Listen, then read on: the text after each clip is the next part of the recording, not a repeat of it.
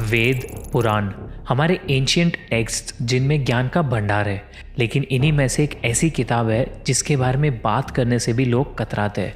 लोग ये मानते हैं कि इस किताब को ना ही कभी घर पे रखना चाहिए और ना ही इस किताब को पढ़ना चाहिए, क्योंकि इस किताब को पढ़ा जाता है सिर्फ और सिर्फ तब जब किसी की मृत्यु हो जाती है। मृत्यु एक ऐसा सच जिसे बहुत कम लोग समझ पाए हैं। पुराणों के अनुसार जीवन में अच्छे कर्म करने वाले स्वर्ग में जाते हैं और पाप से भरे जीवन जीने वाले लोग नर्क की ओर चले जाते हैं। लेकिन क्या ये सच में ऐसा होता है? क्या आपने कभी ये सोचा है कि मृत्यु के बाद एग्जैक्टली होता क्या है? इस सब के बारे में हम जानते हैं इस एक किताब से जिसका नाम है गरुड़ पुराण।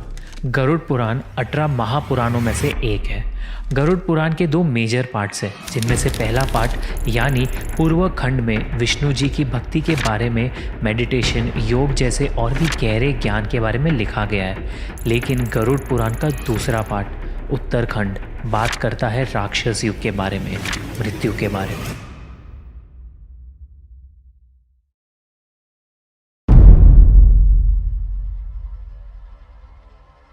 गरुड़ पुराण में विष्णु जी ने ये बताया है कि यमलोक में चित्रगुप्त जी के पास हर इंसान के कर्मों की लिस्ट होती है। उसने कितने पुण्य किए, कितने पाप किए, ये सब कुछ डिटेल में लिखा होता है। चित्रगुप्त की सभा में हर प्राणी के पाप और पुण्य डिस्कस किए जाते हैं और उसके हिसाब से उसके पनिशमेंट्स को भी डिसाइड किया जाता है। यमराज की सभा में जाने के लिए 4 दरवाजे होते हैं। जो लोग पुण्यात्मा हो, मतलब जिनके दिल साफ हो, उन्हें पूर्व यानी कि ईस्ट के दरवाजे से जाने को मिलता है। इस रास्ते में गार्डन्स है, सुंदर हंस है और ये अमृत से भरा हुआ होता है। पश्चिम यानी कि वेस्ट का रास्ता ज्वेल्स से डेकोरेट किया हुआ है। जो संत है उनको इस रास्ते से जाने को मिलता है। जिन्होंने अपने जीवन में दान किया हो या जिनकी मृत्यु किसी तीर्थ के पास हुई हो, उन्हें उत्तर यानी कि नॉर्थ के रास्ते से यमलोक जाने को मिलता है। इन तीनों दरवाज़ों को पार करने वाली आत्माओं को किसी भी तरह का भय नहीं होता है। उन्हें हर तरह की सुख सुविधाएं दी जाती है। यमलोक में उनकी मुलाकात धर्मराज से होती है, जो उनके आगे के सफ़र पर उन्हें ले जाते हैं। पर जिन लोगों ने पाप किए हो, दूसरों को दुख पहुंचाया हो, उन लोगों को दक्षिण के द्वार से यमलोक पहुंचाया जाता है और इस द्वार की दूसरी तरफ उनके बुरे कर्मों का फल उनका इंतज़ार करता है, क्योंकि वहाँ उनकी मुलाकात होती है धर्मराज के भयंकर अवतार यमराज से, जो उन्हें उनके पापों की सज़ा देता है।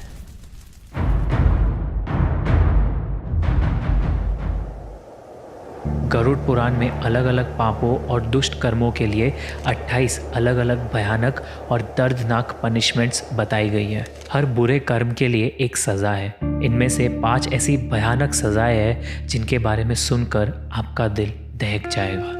पहली सज़ा तामिश्रम यानी भयानक चाबुक मार। जो लोग दूसरों की संपत्ति चुराते हैं, यम के सेवक उन्हें रस्सी से बांधकर तामिश्रम नाम के नर्क में भेज देते हैं। उस नर्क में उनको चाबुक से लगातार मारा जाता है। उनके बदन को इतना छील दिया जाता है कि उसमें से खून बहने लगे और वो इंसान बेहोश हो जाए। जब उसे होश आता है तो ये सारा प्रोसेस रिपीट किया जाता है तब तक जब तक उसके सारे पापों की सज़ा ख़त्म नहीं हो जाती।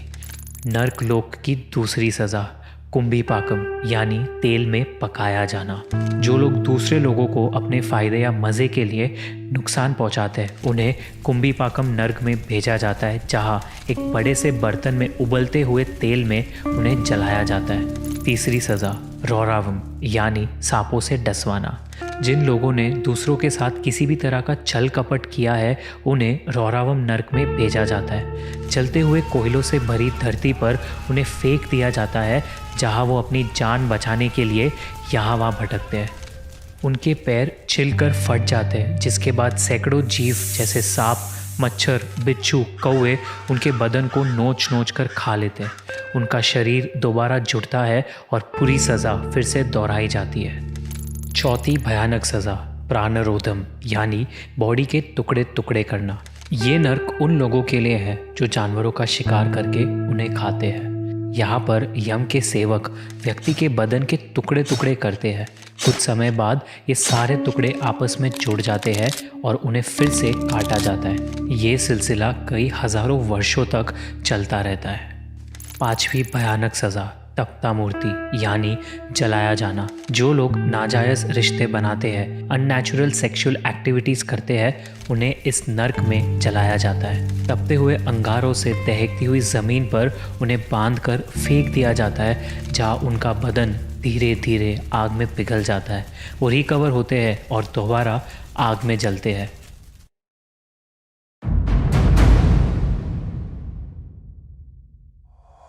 एक व्यक्ति की मृत्यु तय होने के बाद जिस वक्त उसके शरीर से उसकी आत्मा निकलती है, उसके सेंसेस काम करना बंद हो जाते हैं। उसे लोक परलोक सभी एक साथ दिखाई देने लगते हैं। जब प्राण निकल जाते हैं तो एक मनुष्य को इतना दर्द होता है जैसे उसे 40,000 बिच्छुओं ने एक साथ डंक मारा हो। मृत्यु के समय यमलोक से 2 यमदूत आते हैं। काला रंग, गुस्से से भरी आंखें, टेढ़ा मुंह। उनका रूप इतना डरावना होता है कि मरने वाला जीव डर के कारण अपने शरीर को और कस के पकड़ लेता है। उसकी आत्मा वापस अपने शरीर में घुसना चाहती है, पर यह पॉसिबल नहीं होता। यमदूत ने उस आत्मा को कसकर रस्सियों से जकड़ा होता है। बहुत कोशिश के बाद वो जीव तड़प कर रोने लगता है। वो गिर जाता है और उसकी आत्मा शरीर से निकल जाती है। यमदूत तुरंत उसकी आत्मा को बांध कर ले जाता है और यहीं से शुरू होता है यमलोक का सफ़र, जहाँ पाप और पुण्य को तोला जाता है, कर्मों का हिसाब किया जाता है और सज़ा सुनाई जाती है। मृत्यु के बाद यमदूत इंसान की आत्मा को यमलोक ले जाते हैं।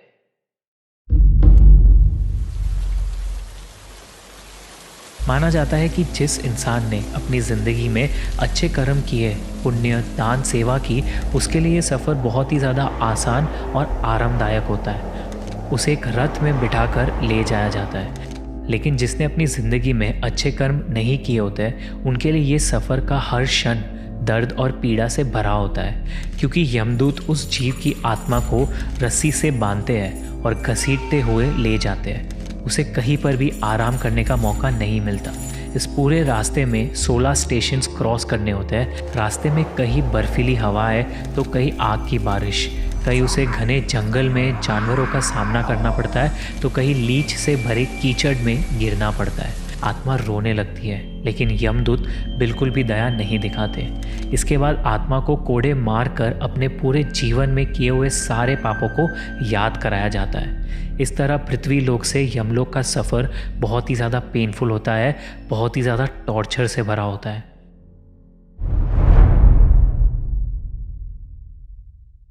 इन सारी सज़ाओं के पीछे का कारण होता है कर्मों की सफाई करना, इंसान को उसके पिछले कर्मों से मुक्त करना और उस आत्मा को शुद्ध करना।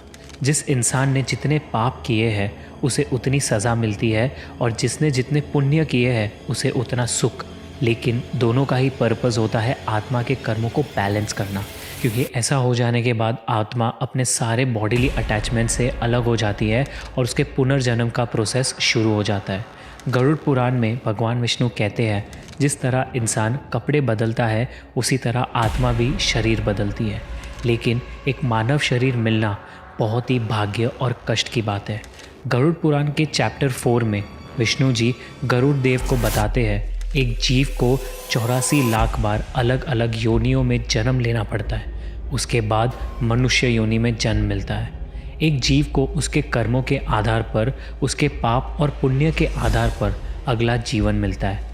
वो कभी कोई कीड़ा बनता है, कभी कोई पशु या पक्षी, या फिर कोई पेड़ बन जाता है। ऐसे ही 84 लाख बार अलग अलग रूप में जन्म लेने के बाद जब उसके पाप और पुण्य बराबर हो जाते हैं तब मनुष्य जीवन की प्राप्ति होती है। गरुड़ पुराण डिटेल में डेथ की बात करती है, पर साथ ही ये हमें कई सारे लाइफ लेसन्स भी सिखाती है। ये हमें बताती है कि हमें मनुष्य जीवन बहुत मुश्किल से प्राप्त होता है। इस जीवन को किस तरह जीना है, ये चॉइस हम सबकी है। आपके इस बारे में क्या थॉट्स है हमें कमेंट्स में ज़रूर बताइए। और अगर ये वीडियो आपको पसंद आई हो तो इसे प्लीज़ लाइक और शेयर कीजिए। और अगर आपको ऐसी ही अनदेखी, अनसुनी और अनकही कहानियों के बारे में जानना है, then do subscribe to our channel Raj. See you guys in the next one.